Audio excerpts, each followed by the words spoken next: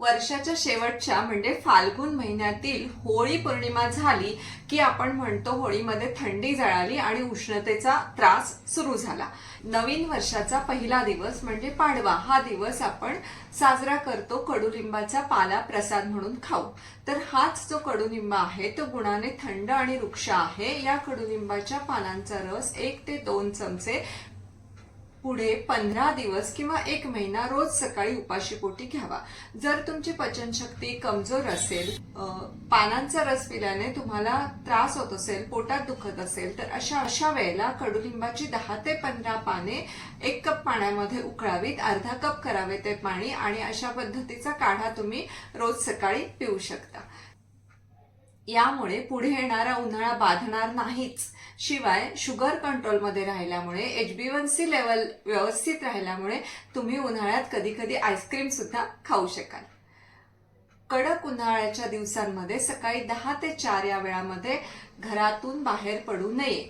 अगदीच गरज असेल तर सैलसर सुती कपडे घालून बाहेर पडावे। त्याचबरोबर सोबत एक धन्याच्या पाण्याची बाटली किंवा इलेक्ट्रॉलचं पाणी तयार करून ती बाटली सोबत घ्यावी। हे पाणी मधून मधून पीत राहावे।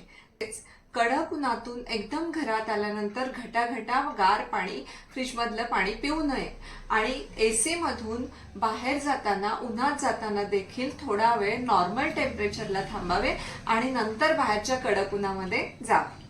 या दिवसांमध्ये जास्त पाणी असणारी जसे कलिंगड, टरबूज, काकडी, ताडगोळे, जाम यासारखी फळे खावीतच। शिवाय करवंद, जांभूळ, आंबे, फणस यासारखी जी सीझनल फळे आहेत ती देखील खावीत। कलिंगड वगैरे खाताना त्यावरती थोडेसे काळे मीठ, मिरपूड शिंपडावी, म्हणजेच ग्लुकोज बरोबर क्षार देखील पोटात जातील। बाहेर जाताना वाळ्याच्या किंवा गवताच्या टोप्या थोडेसे पाणी शिंपडून तुम्ही वापरू शकता। पूर्वीच्या काळी बाहेर जाताना डोक्यावरती केळीचे किंवा एरंडाचे पान ठेवण्याची पद्धत होती।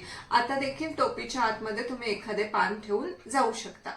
मातीच्या माठामध्ये किंवा मडक्यामध्ये तुम्ही वाळ्याची अशी मुळी, असे बंडल जे बाजारात मिळते ते टाकू शकता किंवा मोगऱ्याची 1-2-3 फुले टाकल्याने सुद्धा पाणी थंड होते आणि सुगंधित सुद्धा होते। पण मोगऱ्याची फुले मात्र 2-4 तासांनी काढून टाकावीत। ज्वारी, नाचणीचे आंबील यासारख्या गोष्टी प्यावेत।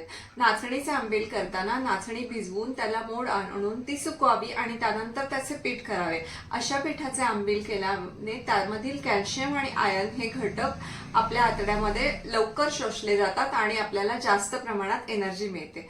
परंतु या दिवसात आंबील करताना आंबील करायचे पीठ जे आहे ते रात्रभर किंवा ताकामध्ये अजिबात भिजवू नये। असे केल्याने त्यातील आम्लता वाढते आणि पित्ताचा त्रास देखील होऊ शकतो।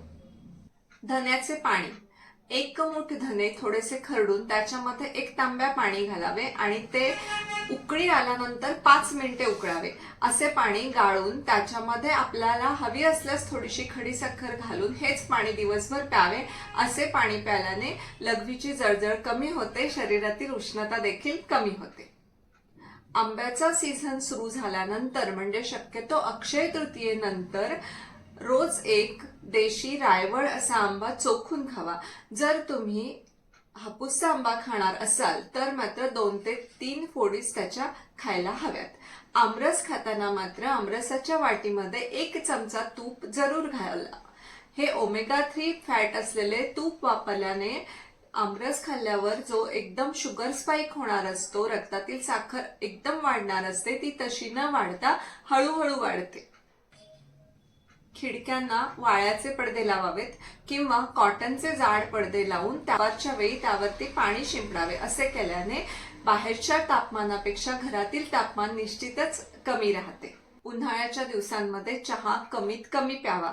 चहामधील कॅफीनमुळे मूत्रप्रवृत्ती जास्त वेळा होऊन शरीरातील पाणी आणि क्षार दोन्ही बाहेर पडतात आणि डिहायड्रेशन होण्याचा धोका वाढू शकतो। अशा वेळेला काही औषधी घटकांचा जसे की सारिवा, पळसाची फुले, गोकर्णीची फुले, जास्वंदीची फुले अशा घटकांचा केलेला चहा आहे तो तुम्ही पिऊ शकता। गवती चहा उकळून देखील नुसता तुम्ही पिऊ शकता। यानंतर उन्हाळ्यातील ताकद टिकून राहावी, थकवा येऊ नये यासाठी एक पदार्थ आपण करू शकतो, त्याचे नाव आहे पंजिरी। उत्तर भारतामध्ये कृष्ण जन्माष्टमीच्या वेळी धने जास्त घालून ही पंजिरी केली जाते. उन्हाळ्यामध्ये पंजिरी करताना धने आणि बडीशेप ह्या 2 गोष्टी जास्त प्रमाणात घ्यायच्या. त्यानंतर अक्रोड, बदाम, पिस्ते यासारखे ड्रायफ्रुट्स थोडेसे भाजून घ्यायचे. मखाना आणि खसखस हे पदार्थ पण थोडेसे भाजून घ्यायचे. ह्या सगळ्या गोष्टी जाडसर कुटायच्या किंवा मिक्सरला देखील तुम्ही पल्स मोडवरती फिरवू शकता आणि त्यानंतर तुमच्या आवडीनुसार याच्यामध्ये खडीसाखर बारीक करून घालायची. अशा पद्धतीने तयार केलेली पंजिरी तुम्ही हवाबंद डब्यात ठेवून जेव्हा थकवा आल्यासारखं वाटतं किंवा दुपारच्या वेळेला 1-2 चमचे दुधाबरोबर खाऊ शकता. प्रवासात देखील न्यायला ही अतिशय उपयुक्त आहे. यामुळे हातापायाचे गोळे दुखणे, चक्कर येणे, थकल्यासारखे वाटणे ही लक्षणं निश्चितच कमी होतात. उन्हातून आल्यावर शरीर जर खूप गरम झालं असेल तर अशा वेळेला चिंचेचा कोळ कपाळावर लावल्याने शरीर लगेच थंड होते आणि शरीरातील उष्णता कमी होते. चंदनाचे गंध कपाळावरती, छातीवरती, हातावरती चंदनाचा लेप लावल्याने देखील शरीर थंड राहते. उन्हाळ्यात हातापायांची जळजळ जास्त होत असेल तर मेहंदीची पाने वाटून सुद्धा तुम्ही लावू शकता. कोरफडीचा वापर केला तरी सुद्धा शरीराला थंडावा मिळण्यासाठी मदत होते. उन्हाळ्यातील व्यायाम. उन्हाळ्यात अजिबात जास्त व्यायाम करू नये. सूर्यनमस्काराऐवजी संध्याकाळच्या वेळेला थोडे चंद्रनमस्कार तुम्ही घालू शकता. त्याचबरोबर नाडी शोधन, शीतली, सितकारी यासारखे प्राणायाम शरीर थंड ठेवण्यासाठी उपयोगी पडतात. थंड सरपते, आंब्याचे पन्हे, आंबील, फळांचे रस हे पिताना त्यामध्ये थोडेसे मिरपूड, थोडे काळे मीठ, वेलदोडे, पुदिन्याची पाने यासारखे पाचक पदार्थ जरूर घालावेत. त्यामुळे शरीरात वात वाढणार नाही आणि या गोष्टीचे पचन देखील सुलभ होईल. पोटाला तडस लागली असं जाणवणार नाही. शतावरी, अनंतमूळ, गुळवेल, अश्वगंधा यासारख्या औषधांचा वापर वैद्यांच्या सल्ल्याने तुम्ही निश्चितच करू शकता. सर्वात महत्त्वाचे, आतापर्यंत सांगितलेले सर्व उपाय जे आहेत ते प्रतिबंधात्मक उपाय आहेत.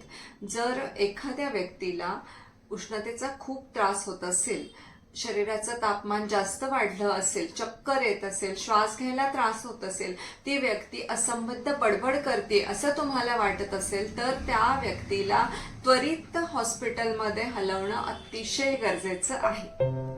हा व्हिडिओ तुम्ही कुठून पाहत आहात ते मला नक्की सांगा आणि तुमच्या प्रदेशामध्ये उष्णता कमी करण्यासाठी, उन्हाळ्यातला दाह कमी करण्यासाठी कोणते पारंपरिक उपाय केले जातात ते सुद्धा मला कमेंटमध्ये निश्चितच सांगा. धन्यवाद.